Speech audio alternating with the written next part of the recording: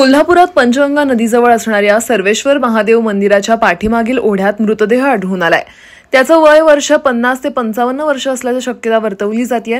त्याच्या अंगात निळसर रंगाचं बनियान आणि काळसर रंगाची हाफ पॅन्ट आहे।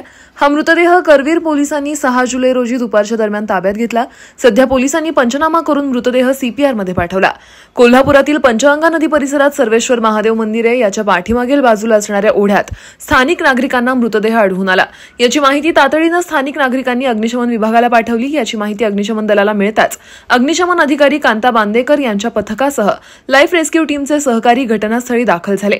यावेळी पंचगंगा नदीच्या बाजूलाच असणाऱ्या डोहात हा मृतदेह आढळून आल्यानं तिथपर्यंत जाण्यासाठी अग्निशमन दलाच्या जवानांनी बोटीतून प्रवास करत हा मृतदेह काढला। ही माहिती करवीर पोलिसांनी दिल्यानंतर तातडीनं करवीर पोलीस घटनास्थळी हजर होऊन या मृतदेहाला ताब्यात घेतलं आणि उत्तरीय तपासणीसाठी रुग्णालयात पाठवला। पंचगंगा नदीत या ठिकाणी मासे पकडायला बिहारी कामगार येत असतात।